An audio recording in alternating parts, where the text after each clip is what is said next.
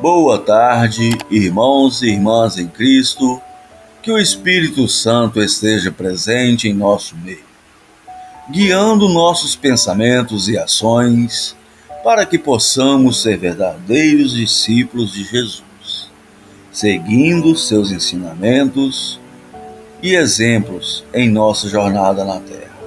Amém. Em nome do Pai, do Filho e do Espírito Santo. Amém. Irmãos e irmãs, nossa reflexão desta tarde. O salário do pecado é a morte. O que significa isso? A Bíblia diz que a morte é o preço justo pelo pecado. É como um salário. Nós merecemos. A morte é o castigo e o resultado natural do pecado. Mas a Bíblia também diz que Deus dá a vida eterna de graça. O contexto de Romanos 6, versículo 23, fala sobre a diferença entre viver para o pecado e viver para Deus. A Bíblia deixa claro, em várias passagens, que o castigo justo do pecado é a morte. O pecado contamina e causa mais maldade e precisa ser castigado.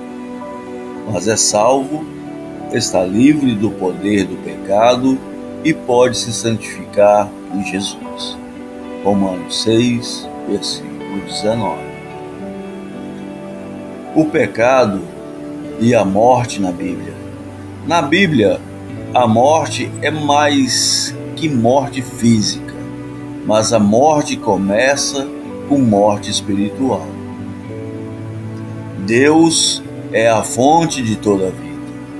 É Ele que dá vida a cada ser e sem Ele não podemos viver.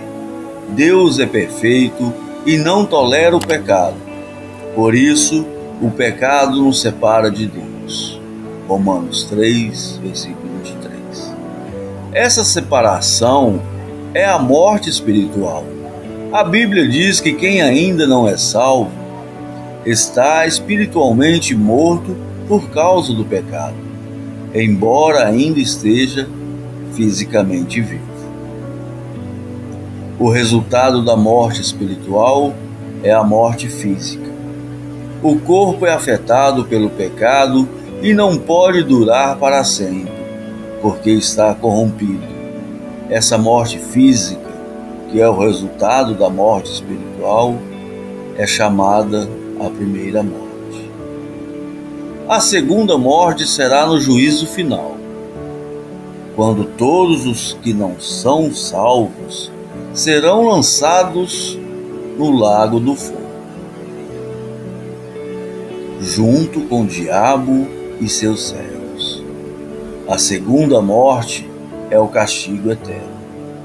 Apocalipse 20, versículo 14 a 15.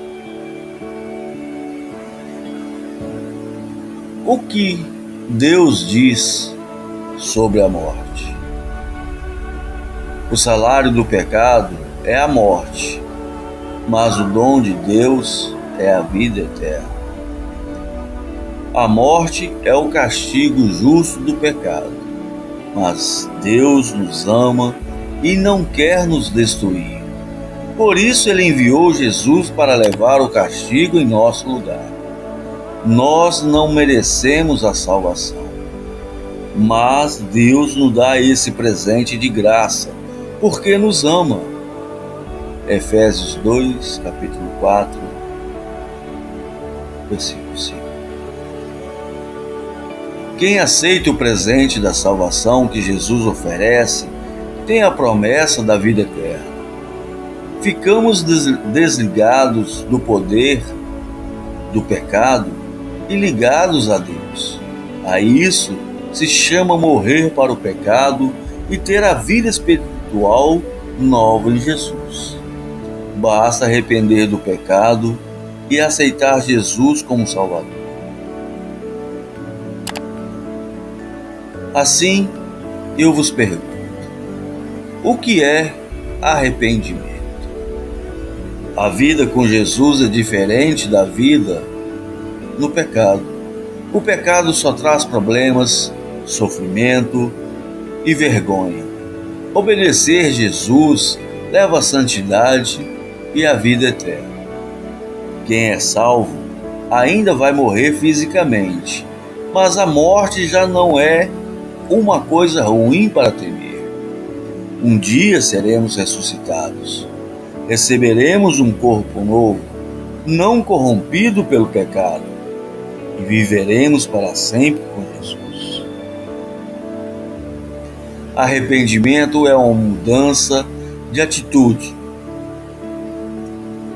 A pessoa que se arrepende muda de ideias e decide viver de forma diferente.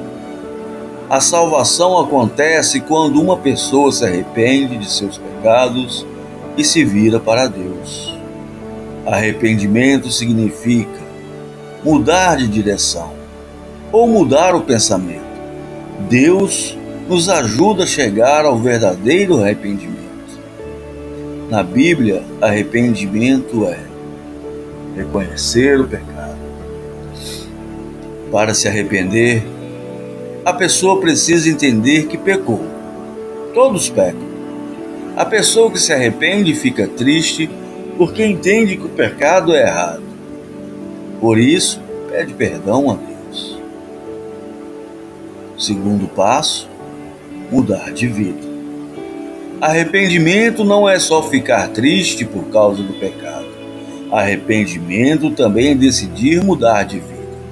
Quando alguém se arrepende, ele decide abandonar o pecado e viver para Deus. Não se contenta com o pecado. Quer fazer o que é certo e agradar a Deus? Romanos 2, versículos 6 a 8. Quais são as consequências do arrependimento?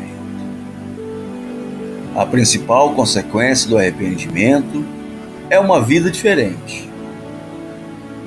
A atitude em relação ao pecado muda. Agora a pessoa não quer continuar pecando. Com a ajuda de Jesus, pode rejeitar o pecado e escolher fazer o que é certo.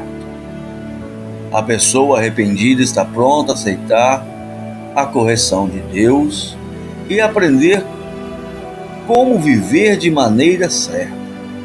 Isso não significa que nunca mais vai pecar, mas significa que vai pedir perdão, se esforçar para fazer melhor e lutar contra o desejo de pecar.